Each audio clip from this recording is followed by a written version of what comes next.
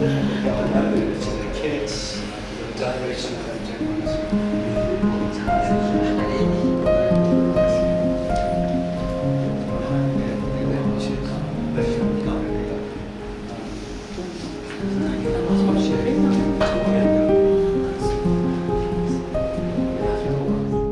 it's our last station, and here we wanted to introduce you to we help the families that you help, because eventually it's all about people that we're all gathered here to save, to help and to meet.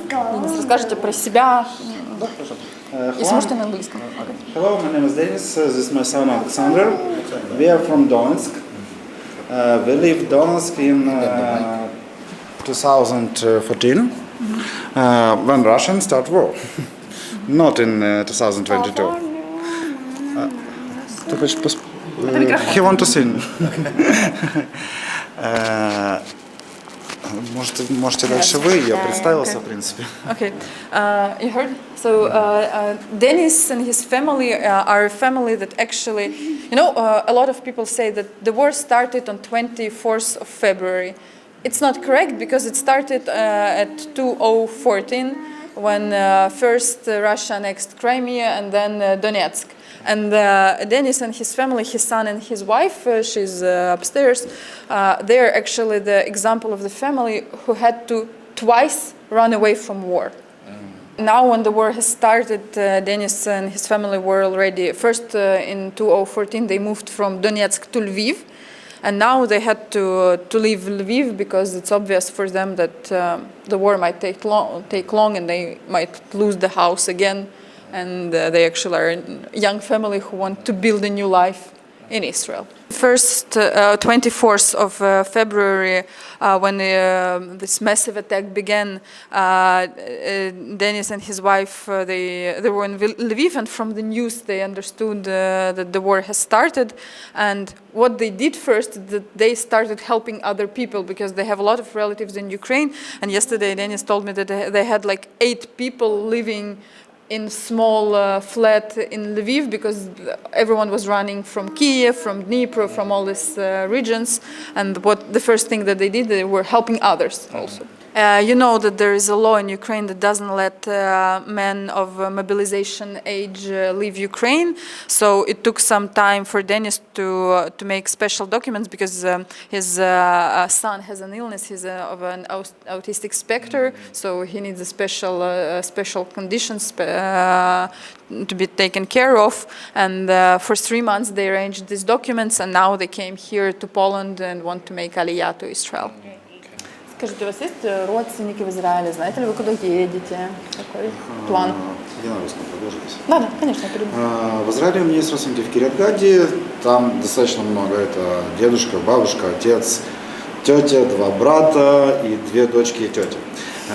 Мы стараемся ехать ближе к Кирьят-Гату, но все-таки хотим поселиться или в Ашдоде, или в Ашкелоне, ближе к морю.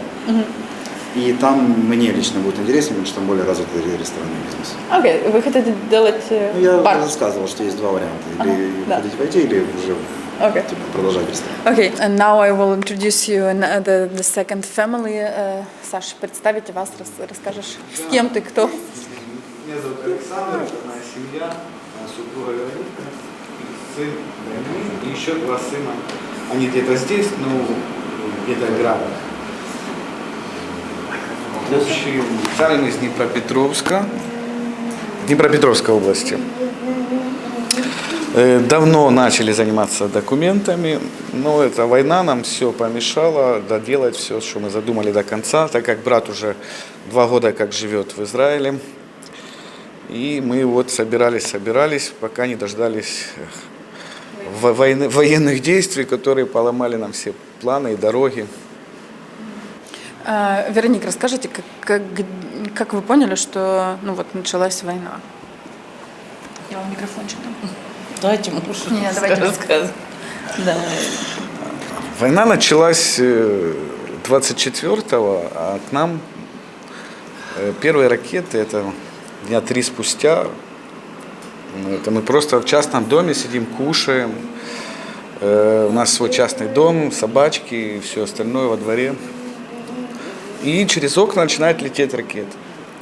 И мы сидим и не понимаем, где они будут сейчас взрываться, что будет.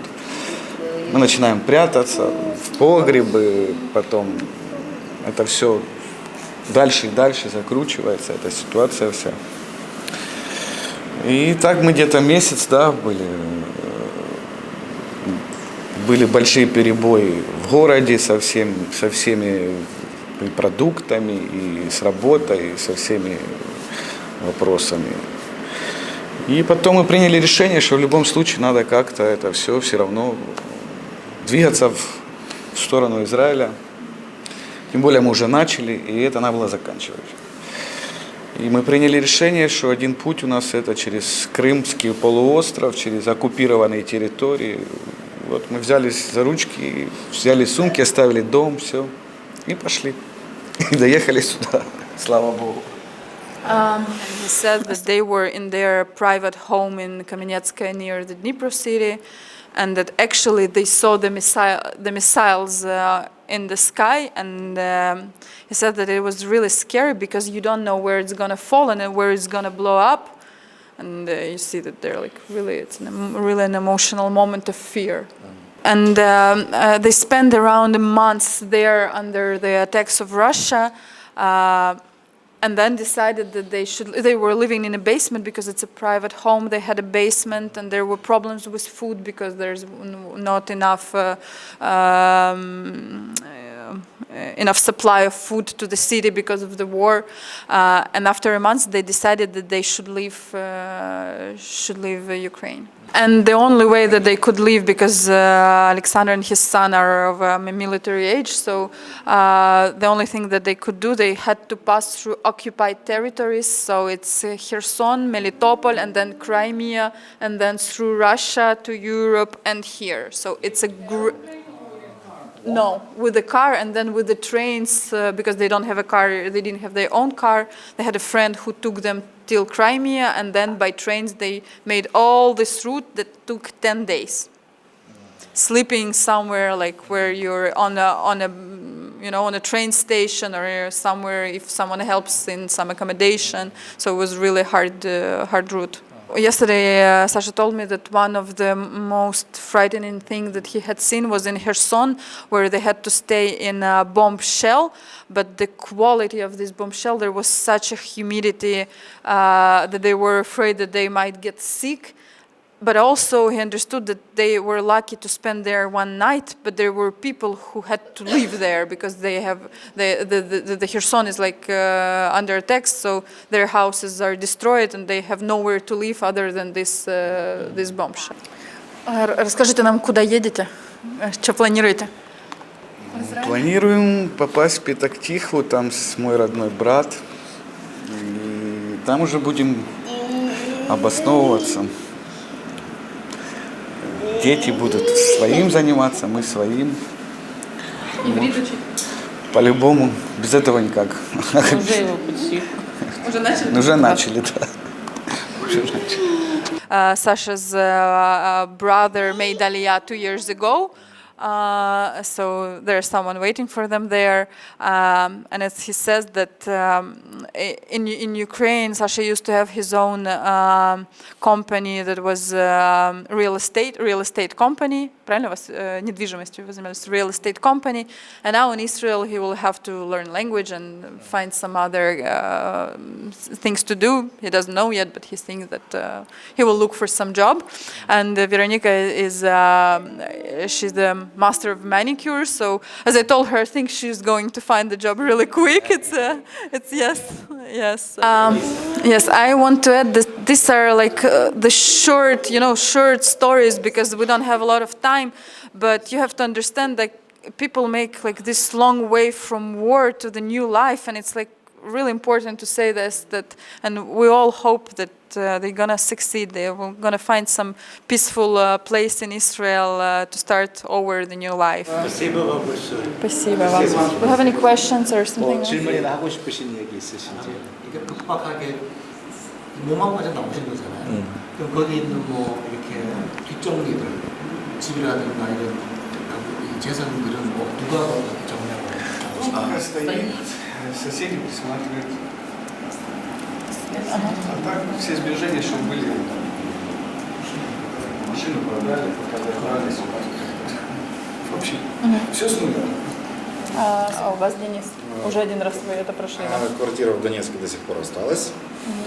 Она стоит, там есть родственники, которые за ней присматривают. Ну, тоже продали машину и выехали, сдали квартиру в Львове, которая остановилась. And Sasha said that they have to start everything from the very beginning, from a 0 point, like.